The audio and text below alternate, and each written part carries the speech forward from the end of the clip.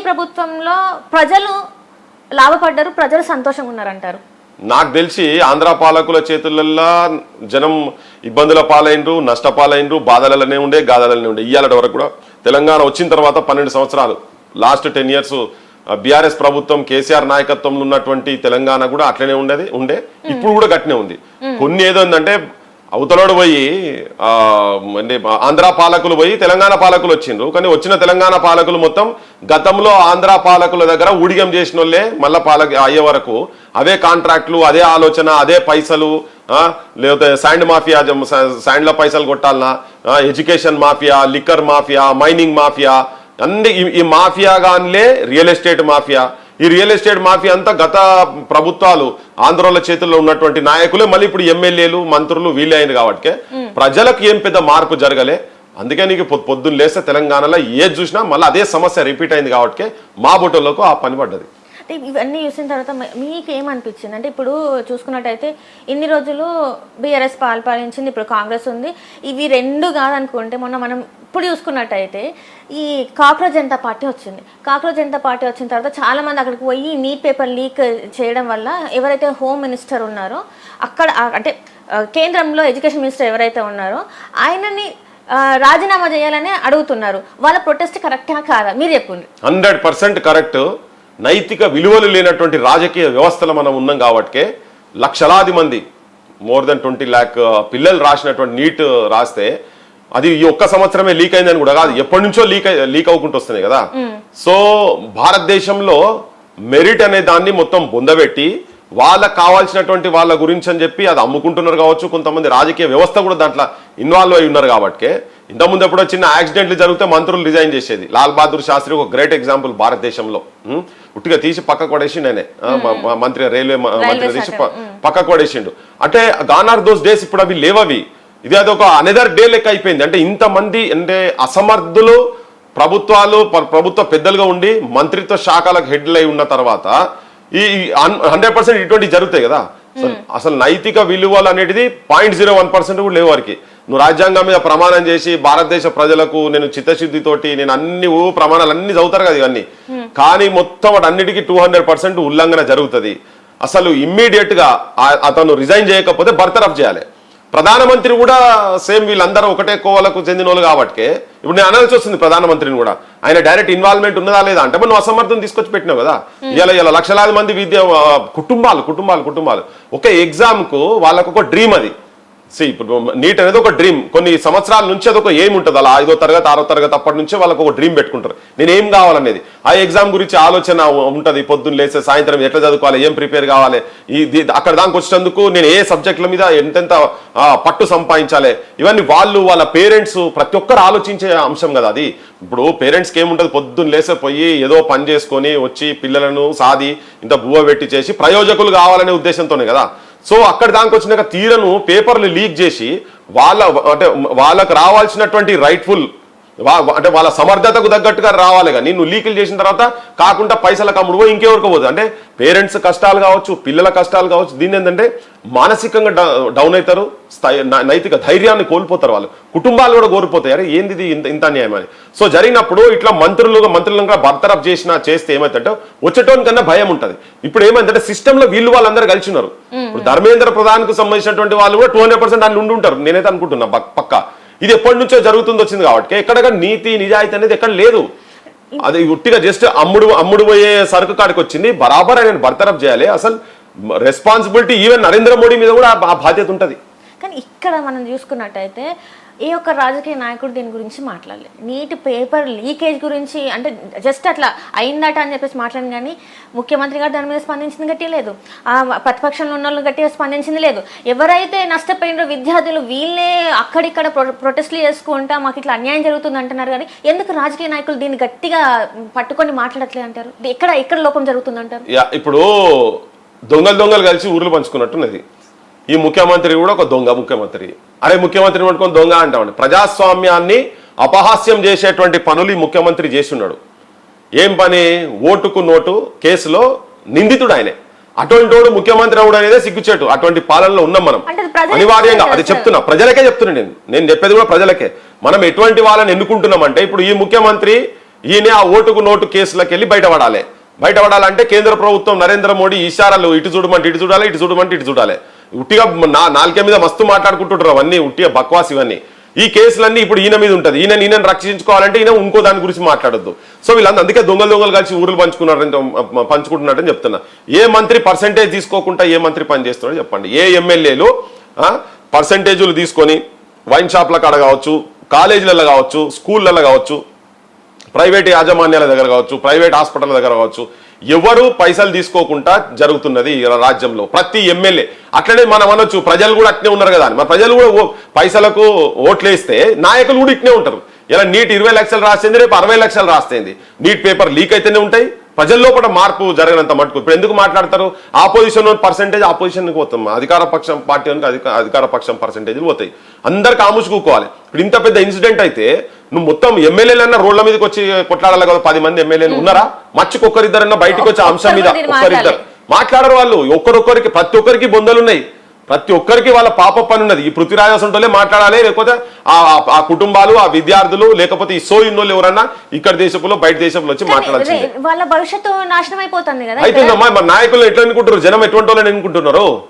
ఎటువంటి వాళ్ళు ఎన్నుకుంటారు? ఏం ఉద్యమం చేస్తే ఆ ఉద్యమాన్ని అనగదొక్కాలనే ప్రయత్నమే తప్ప ఇప్పుడు నువ్వు ఆ పిల్లలు ఏదో ఒకటి పెట్టుకున్నారు. సుప్రీంకోర్టు చీఫ్ జస్టిస్ ఆ జిల్లా పురుగులు అంటే మేము జిల్లా పురుగుల పార్టీ నువ్వు ఆయన అనౌన్స్ చేస్తే నువ్వు మొత్తం దేశం మొత్తం ఒక్కసారి యువత లోపల ఒక ఆలోచన వచ్చేసింది కదా. అరే నిజమే కదా ఇదని చెప్పని మమ్మల్ని ఇంత పని అంటావా? ఏమంటున్నారు? మేము చదువుకున్నాం, మాకు పని కలిపింది. పని కల్పించే చేతగానటువంటి ప్రభుత్వాలు నువ్వు ఉంటెంత ఊడితెంత అని లెక్క జనం లోపల ఉంది. కానీ అయినా అనివార్యంగా ఇప్పుడు ఆపోజిషన్ వాళ్ళు కూడా గట్టినే పాడైనరు. తెలంగాణలో ఒక నూతన రాజకీయ వ్యవస్థ అండ్ భారతదేశంలో కూడా రాజకీయ వ్యవస్థ వస్తే తప్ప దీనికి పెద్ద మారదు. ప్రజలు ఫస్ట్ నిజాయితీ పరులను ఎంకరేజ్ చేసేటువంటి లైన్లో ప్రజలు కూడా ఉండాలి. ప్రజలు అది లేకనే ఈ ఇబ్బందులు అవుతున్నాయి. సో పాలిటీషియన్స్ భారతదేశం పై నుంచి కింది దాకా 90% రాజకీయ వ్యవస్థ మొత్తము అవినీతి పరుల చేతుల్లో ఉన్నది. అది రికార్డ్స్ కూడా చెప్తున్నది. తర్వాత క్రైమ్ చేసేటువంటి హింసాయుతమైనటువంటి రాజకీయాలు చేసేటువంటి వాళ్ళ చేతులలో భారతదేశం బందీ అయిపోయి ఉన్నది. పందికొక్కులు లెక్క దేశాన్ని మొత్తం దోసుకుంటున్నారు. చూస్తున్న దేశ సంపద మొత్తము 1% of the population of the nation is holding more than 40% of the wealth of the nation. 40% పైన దేశ సంపద 1% ఉన్న చేతులలో ఉన్నదమ్మా. నువ్వు అరౌండ్ 2.5 2.8 జనాభా బాటంలో ఉన్నటువంటి జనాభా చేతులలో 50% బాటంలో ఉన్నటువంటి జనాభా చేతులలో కేవలం 2.5 to 2.8% of wealth of the nation ఉన్నది. అంటే దేశ పరిస్థితి ఎట్లా ఉన్నది? ఎవడు ధనవంతులు ఈ దేశంలో? అంటే 1% మాత్రమే, అంతే కదా. నువ్వు టాప్ 10% తీసుకుంటే దాదాపు అరౌండ్ 75 to 80% వాళ్ళ చేతుల్లోనే ఉన్నది. అంటే ఒక 1% చేతులలో ఎంత ఉన్నది, 50% జనాభా చేతులలో ఎంత ఉన్నది? ఈ గ్యాప్ ఎట్లొచ్చింది? భారత రాజ్యాంగం లేదు. ఈక్వల్ డిస్ట్రిబ్యూషన్ ఆఫ్ వెల్త్ జరగాలి కదా, అది జరుగుతలేదు. కానీ ఇప్పటికీ కాన్సన్ట్రేషన్ ఆఫ్ వెల్త్ వాళ్ళ చేతుల్లో ఉన్నది. ఇలా నువ్వు ఒక 10 మంది పాలిటీషియన్స్ ను, 10 మంది బ్యూరోక్రాట్స్ ను, 10 మంది బిజినెస్ పీపుల్ ను తీసుకొచ్చి వాళ్ళ దగ్గర ఉన్న ఆస్తులు మొత్తం తీసేస్తే తెలంగాణకు మొత్తము ఏది, నేను తెలంగాణ రాష్ట్రంతో చెప్తున్నా, తెలంగాణకు మొత్తము నువ్వు ఉచిత విద్య, ఉచిత వైద్యం ఇవ్వచ్చు మొత్తం ఎంటారు తెలంగాణలో. నేను చెప్తున్నా 1,00,000 కోట్లు. నేను మొన్న కొన్ని భూముల కాడికి పోయినాం. ఇప్పుడు ఎవరెవరు ఎక్కడెక్కడ పవన్ కళ్యాణ్ సంబంధించిన భూములకు కూడా పోయినాం కదా. మేము చూసినాం అన్ని వేల కోట్లే, వేల కోట్లు, ఒక్కొక్కరికి 1000 కోట్లు. అవన్నీ తీస్తున్నాం, మేము మొత్తం తీస్తున్నాం. మేము ఉట్టిగా ఏం లేము, కంప్లీట్ తీస్తున్నాము. నేను చెప్తున్నా ఒక 10 మంది పాలిటీషియన్స్ పైసలు, పొంగులేటి శ్రీనివాసరెడ్డి ఇటువంటి వాళ్ళని ఒక 4 క్యాబినెట్లు ఉన్న ఒక 3-4 వాళ్ళే కనుక తీసుకొచ్చి వాళ్ళ ఆస్తులు కనుక తీసుకొస్తే తెలంగాణ ప్రజలకు మొత్తం కంప్లీట్ గా ఉచిత విద్యా వైద్యం ఇచ్చి పడేసేసి అన్ని 1000 కోట్లు ఉన్నాయి ఒక్కొక్కరి దగ్గర. కానీ ఇక్కడ ఉన్న మంత్రులు ఏం చెప్తున్నారంటే అసలు మేము పేరుకు మంత్రులమే, పేరుకు మాత్రమే మాకు శాఖలు ఉన్నాయి, మేము ఇట్లా నిలుస్తున్నాం, కానీ మా వెనకాల నడిపించేదంతా వేరు, మాకు ఇప్పుడు జరుగుతున్న వాటి గురించి మాకు సంబంధం లేదు అన్నట్టు వాళ్ళు మాట్లాడుతున్నారు. మరి దీనికి ఏమంటారు? కొంతమంది సీనియర్ల చేతులలో జూనియర్లు బందీ అయి ఉండొచ్చు, ఓకే. కానీ వీళ్ళు కూడా మరి అట్లా ఉన్నప్పుడు ఎందుకు ఉండాలి? మరి రిజైన్ చేసి బయటికి రావాలి. నాకెందుకు ఈ మంత్రి పదవి దీంతో నాకేం సంబంధం అని రిజైన్ చేసి బయటికి రావాలి. ఎందుకు కూర్చుంటారు మరి? దేని కూర్చుంటారు? చెప్పరాసి పనులా? ఏమన్నా ఈ మంత్రులు గాడిదలా ఏమన్నా? ఎందుకు కూర్చోవాలమ్మా? కూర్చోవద్దు. నీకు ఆత్మాభిమానం లేదా? సెల్ఫ్ రెస్పెక్ట్ లేదా? కుక్కలు లెక్క బెల్ట్ పెట్టి కూర్చోబెట్టిరా మిమ్మల్ని ఎవరన్నా? తీసి పడేసి బయటికి రండి, చెప్పండి, జనానికి చెప్పండి. ఎస్, నేను ముఖ్యమంత్రి చేతిలో బందీనై ఉన్నా, లేదా పొంగులేటి చేతిలో బందీనై ఉన్నా, ఇంకేదో సీనియర్ చేతిలో బందీనై ఉన్నా, ఎవరో నీ పేర్లు ఏంటో నువ్వు బయట పెట్టి రాదు. నువ్వు కూర్చొని ఉట్టిగా మేము ఆగా చేతగానే వాళ్ళు ఎందుకు కూర్చోవాలి? నీకు చేతగాంతనానికి గౌరవించి పోయి కూర్చోబెట్టలే కదా ప్రజలు. నువ్వేదో జనానికి ఏమో చేయగలుగుతావు అనే ఆలోచనతోనే నీకు జనం ఓట్లేసి పంపించారు. సరే 4 పైసలు కొంతమంది తీసుకోవచ్చు, వేరే విషయం. కానీ నీతో అయితే లేదు అన్నప్పుడు రిజైన్ చేసి బయటికి రా. ఎందుకు కూర్చుంటావు? చెప్పరాసిన ఒకరు ఎందుకు చేయాలి? ప్రజాస్వామ్యము, నీ ప్రజాస్వామ్య విలువలు లేవన్నట్టే కదా ఇటువంటి వాళ్ళకు. బానిసత్వం ఎందుకు చేయాలి? మన తెలంగాణ అంటేనే బానిసత్వం ఉండొద్దు, బానిసన్ దొరతనం ఉండొద్దు అనే మనం తెలంగాణ సాధించుకుంటే ఈరోజు ఇంకా అది కొనసాగుతూనే ఉందేమో అనిపిస్తుంది కొన్ని సందర్భాలలో కొన్ని చూసినప్పుడు. ఇది మీకు అట్లా అనిపించలేదా? బానిసలే కాదని ఎవరన్నారు? బరాబర్ బానిసలే. అంతకు ముందు రౌడీలు రాజకీయ నాయకులు బిజినెస్ మ్యాన్ చేతులలో రౌడీలు ఉండేది. రౌడీలు బిజినెస్ మ్యాన్లు అయినరు, వాళ్ళే ఇప్పుడు పాలిటీషియన్లు అయి కూర్చున్నారు. క్రైమ్ వాళ్ళే చేస్తున్నారు. దోపిడిదారులు మొత్తం రాజకీయ వ్యవస్థలో వచ్చి కూర్చున్నారు పైన వచ్చి. అందుకే కదా ముఖ్యమంత్రి ఒక్కొక్కరిని లాగులలో తొండలేసి కొట్టిపిస్తా అంటాడు. ఏం భాష అది? ఏం భాష? రౌడీలు రోడ్ల మీద తిరిగేటోని భాష అదంతా. అటువంటి తీసుకుపోయి ఆడ కూర్చోబెట్టిన ఒక ముఖ్యమంత్రి కాదు, అలా చాలా మంది ఉన్నారు. ఆయన అసెంబ్లీ మా దగ్గర కూడా పైలవాళ్ళు బొచ్చడం మంది ఉన్నారు. వాంగబెట్టి గుద్దిపిస్తా అంటే ఆయన పోయి గోదావరికని పోయి ఆయన చెప్తాడు, నరకుడే అంటాడు. ఆయన ఇట్లా ఎమ్మెల్యే నరకుడు అంటే ఏం భాషలు ఇవి? ఎటువంటివన్నీ పంపిస్తున్నాము. అందుకే చెప్తున్నా. అంటే వీళ్ళందరూ శాసనసభలో కూర్చొని మాట్లాడే తరీఖాలా మాట్లాడతలేరు. అసలు ఒక శాసన సభ్యుడిగా ఎట్లుండాలో ఆ ప్రవర్తన వాళ్ళ దగ్గర లేదని అనుకోవచ్చు మనం. 100% లేదు కదా. ఇప్పుడు నేను వాళ్ళ అనని మాటలు చెప్తలేను కదా. నేను వాళ్ళ అనని మాటలు చెప్తలేను, బూతులే మాట్లాడుతారు వీళ్ళు కూడా. ఆంధ్ర అసెంబ్లీలు ఎట్లయినాయో తెలంగాణలో గట్టినే తయారైనాయి. అంటే నువ్వు విజ్ఞానము నీ లోపట ఎంత ఉన్నదో, ప్రజాసేవ ప్రజల పక్షాన ఆలోచించేటువంటి దాంట్లో నువ్వు ఏం మాట్లాడతావో, నీ ఆచరణ ఏముంటుందో గది చెప్పాలి. పెద్ద పెద్ద మహానుభావులు పుట్టినటువంటి నేల కదా ఇది. వీళ్ళు కూడా వాళ్ళ లేక బూత్ సాయితం. ఎందుకంటే వాళ్ళతోనే వీళ్ళు కూడా ఉన్నారు కాబట్టి. నేను ఒక రూలింగ్ పార్టీ ఒకటే చెప్తలేను, ఆపోజిషన్ వాళ్ళు అట్లే ఉన్నారు, వీళ్ళు అట్లే ఉన్నారు, అందరూ అట్లే తయారైనరు. రైట్. మనం చూసుకున్నట్టయితే రీసెంట్ కాలంలో మన తెలంగాణ మహిళల గురించి పెట్టే మెసేజ్లే కావచ్చు, వాళ్ళు వేసుకున్న వేషధారణ గురించే కావచ్చు, చాలా వరకు అంటే నేను మాటల్లో చెప్పలేను అట్లాంటి మెసేజ్లు వస్తాయి. అసలు ఏం జరుగుతుంది? తెలంగాణ భాషని కించపరుస్తారు, తెలంగాణ అస్తిత్వాన్ని కించపరుస్తారు, తెలంగాణ మహిళల్ని కించపరుస్తారు. అసలు ఎందుకు ఇట్లాంటి మాటలన్నీ మాట్లాడుతున్నారు? ఎవరికి ఆ రైట్స్ ఉన్నాయి, ఆ హక్కుని అట్లా మాట్లాడడానికి? అసలు అంటే కొన్ని పదాలు నేను చాలా హార్ష్గా వాడతా. జనం కూడా ఎందుకు ఇంత హార్ష్గా మాట్లాడుతున్నా నేను చూడలేకపోతున్నా. ఇప్పుడు సిరి నువ్వు ఉన్నావు కదా, నువ్వు సపోజ్ ఏమన్నా ఈ పవన్ కళ్యాణ్ ఈ సొంటోల మీద నువ్వు మాట్లాడినావు అనుకో, రేపు పొద్దుగాల నీకు స్లీవ్లెస్లు ఉంటాయి, లేకపోతే నీ డ్రెస్ ఇక్కడికి వెళ్ళి పెడతారు, నీకు చిన్న షార్ట్ మీద పెట్టి నీ ఫోటోలు పెట్టినట్లు జర్నలిస్ట్ ఒకటి పెట్టిండ్రు, నేను చూపిస్తా. పెట్టేసి నీ ఫోటో వస్తుంది బయటికి, దాని మీద యాక్షన్ ఉండదు. నపుంసక పాలన జరుగుతుంది తెలంగాణలో. అది రేవంత్ రెడ్డి రూపంలో కావచ్చు. నేను టాప్ పోలీస్ బాసెస్ ను కూడా చెప్తున్నా, నేను మాకు చాలా అవమానం అనిపిస్తుంది. మీరు ఎట్లా ఇండ్ల గొప్పల్లో ఏం ఎగ్జాములు రాసి వచ్చిరో మాకు తెలియదు, కానీ చాలా ఘోరంగా, నీచంగా, హీనంగా తెలంగాణ తల్లులను, తెలంగాణ బిడ్డలను, అక్క చెల్లెళ్లను చాలా దారుణంగా మాట్లాడుతున్నారు. చాలా దారుణంగా. ఒక్కొక్క ఫోటో చూపిస్తే వాళ్ళు పంపించేటి ఒక్కొక్క ఫోటోలు చూపిస్తే మైకులు పెట్టి ఇట్లా నోట్లో పెట్టి మైకులు పెట్టి అసలు నేను చెప్పలేనమ్మా, అంత చాలా ఘోరమైన. అందుకనే నపుంసకులు అంటున్నా. బరాబర్ వాళ్ళ ఇంట్లో కూడా చూస్తే మీ ఇంట్లో కూడా చూపియండి.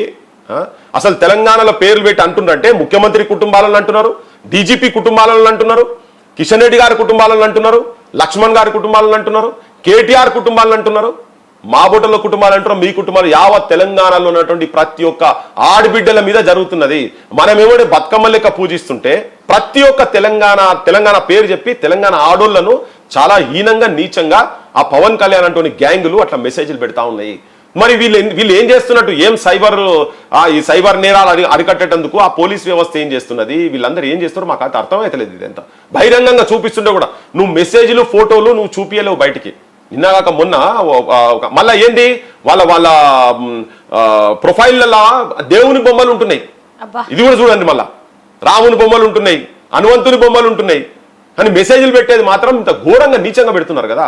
దీన్ని అరికట్టేది ఎవరు అరికట్టాలి? పోలీస్ వ్యవస్థ అరికట్టాలి, ప్రభుత్వాలు ఉక్కుపాదంతో చేయాలి. కానీ ఇవన్నీ పోలీసుల దాకా ఎందుకు సార్? అంటే ఇక్కడ క్వశ్చన్ ఏంటంటే, ఇప్పుడు పవన్ కళ్యాణ్ గారు సనాతన ధర్మం ఫాలో అవ్వాలి, నేను సనాతన్ని అని చెప్పేసి చెప్తున్నారు. అప్పుడు మరి అందులో మన సనాతన ధర్మం అంటేనే ఫస్ట్ మహిళల్ని గౌరవించడం, ఆడపిల్లల్ని గౌరవించడం, మంచిగా పద్ధతిగా చూసుకోవాలని. మరి వాళ్ళే ఆ లైన్ లో లేరని అనుకోవాలి. మరి వాళ్ళు జన సైనికులు ఎవరైతే ఉన్నారో వాళ్ళు గాయనే నయతీతి నాయక గాయనేగా సనాతన ధర్మం గాయన కాపాడతారంటే ఇక అది పెద్ద జోకం. అది పెద్ద సెంచరీ జోక్ ఇది. అదే మరి ఇటువంటి వస్తున్నాయని ఇప్పుడు దాదాపు నేనైతే 20 రోజుల నుంచి పైన నుంచి మొత్తుకుంటున్నా. ఆఖరికి ఇట్లా కూడా చెప్పిన, చంద్రబాబు నాయుడు కొడుకు పుట్టుక గురించి అలా భార్య మీద ఎంత నీచంగా హీనంగా మాట్లాడిండో ఒక ఎమ్మెల్యే అది చూసి సభ్య సమాజం మొత్తం మాబుట్టలంగా బాధపడ్డం ఇబ్బంది పడ్డం రాజకీయంగా మాట్లాడితే రాజకీయంగా మాట్లాడాలి కానీ నీచంగా మాట్లాడితే అదే చంద్రబాబు నికార్సుగా ఉండేటువంటి చంద్రబాబు చాలా గంభీరంగా ఉండేటువంటి చంద్రబాబు నాయుడు ప్రెస్ కాన్ఫరెన్స్ లో తన భార్య పట్ల కొడుకు పట్ల అసభ్యంగా మాట్లాడిన దాని మీద చెప్పలేక బోర్న ఏడిస్తే మా సొంటలో ఇబ్బంది పడ్డామని అది కూడా చెప్పిన. ఇప్పుడు మరి మా తల్లుల గురించి మా అక్క చెల్లెళ్ళ గురించి మా భార్యల గురించి తెలంగాణ పేరు పెట్టి బూతులు తిడుతుంటే నువ్వు ఎందుకు కేసులు పెడతావు చంద్రబాబు నాయుడు అని చెప్పని అడుగుతున్నాను. నేను అడిగిన మెసేజ్లు కూడా పెడుతున్నాం కానీ దానికి ఏదో చిన్న రీజైండర్ ప్రకటన ఇచ్చినట్టు ఇచ్చుడు కాదు, బొక్కలేయాలి ఒక్కొక్కరిని, బీ కేర్ఫుల్ కాదు, నువ్వు తీసుకొచ్చి లోపల పడేయాలి. ఉట్టిగా ఏంటది ఆ సాయి అనే పిల్లగాని తీసుకొచ్చి 23 ఏళ్ళ పిల్లగాని తీసుకొచ్చి లాకప్ డెత్లే సంపుడు కాదు. ఇవాళ నేను అనుకుంటున్నా మా వెంకటరామరెడ్డి జర్నలిస్ట్ ని ఇక్కడికి వెళ్ళి తీసుకుపోయినాడు మేము ఆపినము. ఒకవేళ ఆ రోజు ఆపకపోతే వెంకటరామరెడ్డి బరాబరి ఇలా శవమై తేలుతుండే. ఎందుకు సార్ ఇప్పుడు అసలు ఒకసారి కేసు ఫైల్ చేస్తే మీరు కోర్టులో ప్రొడ్యూస్ చేయాలి, ఆ తర్వాత కదా ఇట్లాంటివి ఏమన్నా ఉంటే చేయాలి.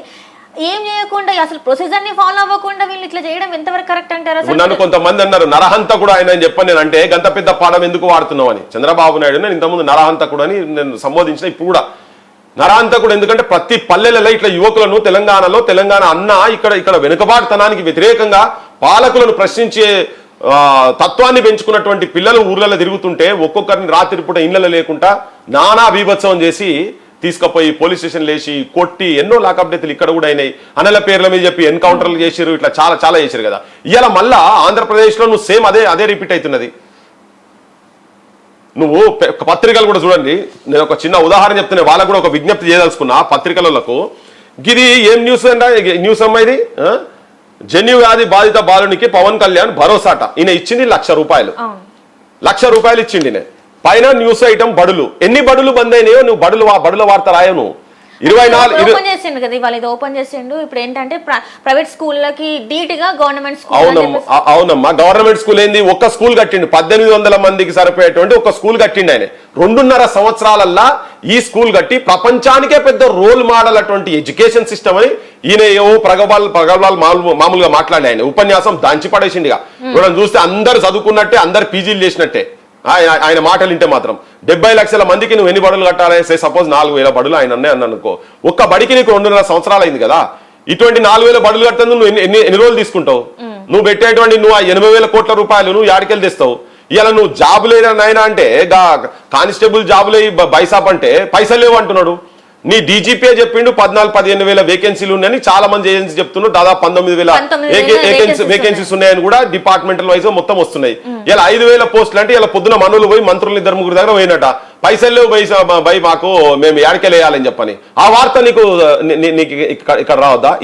ఈయనట ఒక్క బడి కట్టి ఇప్పుడు దీన్ని మొత్తం దేశం మొత్తం ఇది చెప్పుకుంటూ తిరుగుతాడు. ఇక ఇంతకుముందు ఆయన కూడా కట్టిన గజ్వేల్ సిరిసిల్లలో 2-3 బడులు కట్టిండు.